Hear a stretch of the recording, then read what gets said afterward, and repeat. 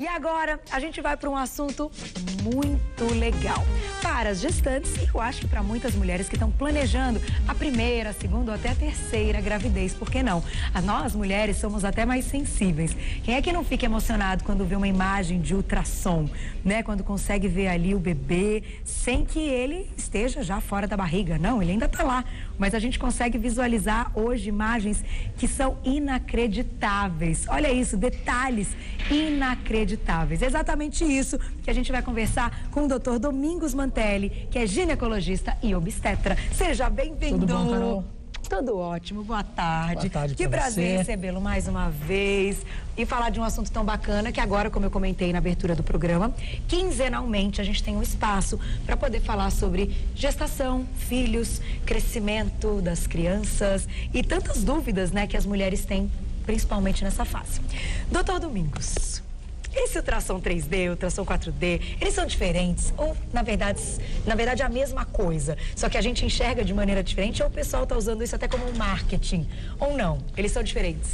Na verdade, o ultrassom, a técnica de fazer é a mesma. A gente fala em ultrassom 2D, 3D e 4D, a técnica é a mesma, a maneira de fazer é a mesma. Tá. Então, como é que funciona? Vamos pensar o ultrassom 2D, que é o que a gente tem habitualmente, aí há anos já sendo realizado. Ele identifica uma série de diagnósticos, rastreamento de síndromes, de malformações e tudo mais. Esse é o ultrassom mais simples, o 2D. É o mais simples, o 2D. O 3D seria essa mesma imagem, só que tridimensional, estática, parada. O 4D é a mesma imagem tridimensional, só que em movimento. Essa é a única diferença. Que interessante. Então, em vez de nós vermos uma foto estática em 3 dimensões, você vai ver esse bebê bocejando, se mexendo em 3 dimensões. Esse seria o ultrassom 4D. Essa é a única diferença. É a única diferença. Maneira de fazer é a mesma. É um exame não invasivo, coloca-se o transdutor na barriga, dá para fazer todas as medidas do bebê. E por que a gente faria então o 3D e não o 2D? Ou o 4D e não o 2D? Na verdade, o 3D seria mais indicado no caso em que um 2D visse alguma malformação, algum problema, e aí a gente recorreria ao 3D e ao 4D para poder estar vendo essa malformação, essa alteração com um pouco mais de detalhes. Entendi. Essa seria a indicação precisa do ultrassom 3D e 4D. Para identificar, então, caso o 2D identifique, aparecido alguma coisa diferente. O 3D e o 4D vai conseguir mostrar com mais clareza para nós médicos. Agora, ele está sendo muito utilizado pela parte estética, obviamente, né? Que a mamãe e o papai querem ver o rosto do bebê, que é muito legal. A feição, ser parecido com o pai, ser parecido com a mãe. Então ele acaba sendo muitas vezes indicado pela própria gestante que quer fazer para poder ver as feições do feto. A gente tem uma imagem aí que dá para ver direitinho o feto de perfil. Uma imagem olha essa imagem. Esse é um 3D. Esse é um 3D porque a imagem está estática. Se ele estivesse em movimento, bocejando, mexendo a mão, seria um ultrassom 4D. Mas é o mesmo aparelho. É o mesmo aparelho. Só que ele tem aí, no momento, o médico, durante o ultrassom. Olha que coisa mais linda. Gente, esse quem é? Esse é o Henrique ou é o Matheus? É o Henrique? É o Henrique Delaine. Então, dá para ver clareza de detalhes, o rosto, nariz, boca, orelha, dá para nós vermos. Quando a gente consegue, qual o melhor momento da gestação, em semanas, que a gente pode fazer esse ultrassom? O ideal, em torno, a partir da 26ª até a 30ª seria o mais indicado. Antes disso, o bebê tem pouca gordura. Então, a feição dele não vai estar tão formada, não vai ser tão bom para visualizar. Após a 30ª semana também não é tão bom, porque o bebê passa a ter menos espaço na barriga e muitas vezes o rosto vai ficar mais escondido, mais amassadinho com as mãos. Você não vai enxergar direito. Então, da 26ª, 30ª seria o mais indicado. Certo. E o 4D a gente pode fazer durante toda a gestação? Pode fazer durante toda a gestação, mas o indicado seria nesse período também. Exatamente, para você conseguir ver a feição do bebê. Até trouxe aqui para tentar ilustrar, vou mostrar para você o que é essa maçã. Então, vamos segurar. Doutor Domingos trouxe uma maçã para cá, botou a maçã aqui no início do programa. Eu falei, o que tá fazendo essa bendita essa maçã aqui? Aí ele falou, surpresa. Então vamos guardar essa surpresa. Tá jóia. Vou dar um recadinho e já volto. Tá ok. Tá? Porque eu quero entender porque que essa maçã tá aqui. A gente vai ver outras imagens lindas e vamos entender um pouquinho melhor como escolher esse ultrassom, que é um momento, olha, inexplicável. Ver o bebê no ultrassom, eu não sei explicar o que é isso. Até daqui a pouco, doutor. Ver essa nossa pauta de ultrassom 3D, 4D, até para quem já teve o bebê, relembrar esse momento é muito legal. E entender um pouquinho mais de tecnologia, por que não? Ela tá do nosso lado agora, né, doutor Domingos? Pois é. Me conta, por que tem uma maçã aqui? Essa maçã eu trouxe, na verdade, para ilustrar para o telespectador conseguir entender o que é o ultrassom 3D e o que é o 2D. Tá. Porque, na verdade, o ultrassom nada mais é do que ondas sonoras que vão atingir o bebê, essas ondas sonoras vão retornar e o aparelho vai decodificar isso em forma de imagem. Certo. Então, aqui é a maçã, nós vemos a maçã em 3 dimensões. O 2D, ele faz como se fosse cortes do bebê. Então, a gente teria uma fatia. Entendi. Você estaria vendo só a parte da frente do bebê. Então, aqui, por exemplo, seria uma parte que você conseguiria ver um fígado do bebê. Um outro corte mais posterior, você estaria vendo os órgãos, por exemplo, um rim mais posterior. Então, você vai vendo por fatias. Entendi. No ultrassom 3D, ele faz vários cortes, igual o ultrassom 2D, só que o aparelho junta todos esses cortes que foram feitos e decodifica isso numa imagem em 3 dimensões. E aí você consegue imaginar já o bebezinho mesmo, né? Exatamente. Então, são vários cabeça, cortes desse bebê, só que juntos formam essa imagem tridimensional. Por isso que muitas vezes a imagem do 4D, que é ele em movimento, os movimentos são meio lentos. Porque na verdade são vários cortes que o aparelho está juntando para fazer a imagem 4D. Entendi. Agora, as mães que precisam fazer ultrassom regularmente, como a gente tem essa sequência de ultrassons, né? De quanto em quanto tempo a gente tem que fazer ultrassom? No final da gravidez, pelo que eu estou descobrindo, é um pouco mais intenso, né? Se torna semanal, é mais ou menos Na isso. verdade, sim. No início da gestação, a gente faz um ultrassom transvaginal. Para quê? Para ver o bebezinho, se o coração tá batendo. No início é só transvaginal que Só o transvaginal, ver, né? porque o pélvico demora mais para a gente conseguir ver o bebê pelo pélvico. Tá. Pelo ultrassom que a gente faz por fora. Então, o transvaginal, ele consegue ver o bebezinho mais cedo. Tá. Então, em torno de 6, 7 semanas, já está iniciando o batimento cardíaco que a gente consegue visualizar no ultrassom. Entendi. Passou disso, a gente de 11 a 14 semanas, o primeiro ultrassom morfológico, que vai fazer o quê? Nós vamos medir aquela prega nucal, que é a espessura da nuca do bebê, a medida do osso nasal, vamos fazer um Doppler de ducto venoso, tudo isso que vai dizer para nós se há riscos ou chances ou não de esse bebê ter alguma síndrome, algum problema. Então esse é o ultrassom morfológico. Morfológico de primeiro trimestre. De primeiro trimestre. De 11 a 14 semanas. Tá. Passou isso, 20 semanas, a gente diz de 18 até 24 semanas. Uma média 20 semanas. O segundo morfológico de segundo trimestre. O que a gente descobre nesse exame? Nisso a gente vai medir tudo do bebê. Que gracinha é esse? Eu acho que esse é o Matheus. Quem é?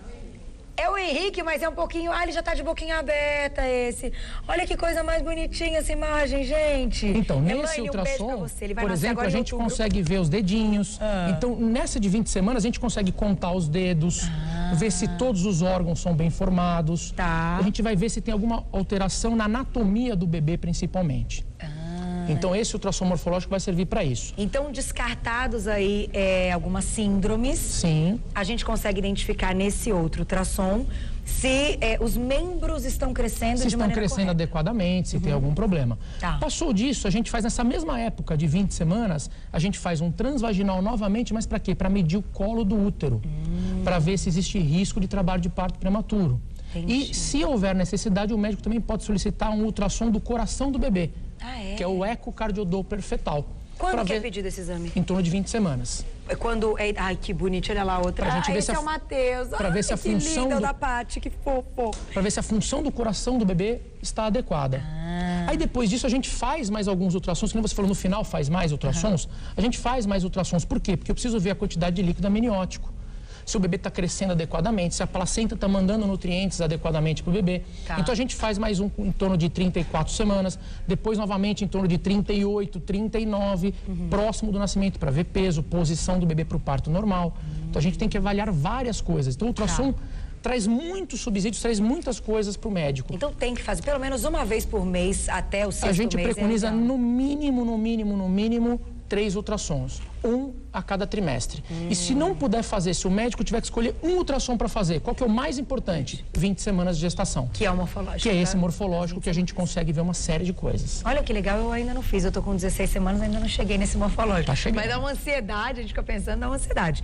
Agora, uma outra pergunta que eu acho importante é assim, não só para visualizar essas coisas, mas se a mulher identificar, por exemplo, uma dor, ou um sangramento, ou alguma coisa diferente daquilo que ela vinha sentindo, ela tem que fazer um ultrassom.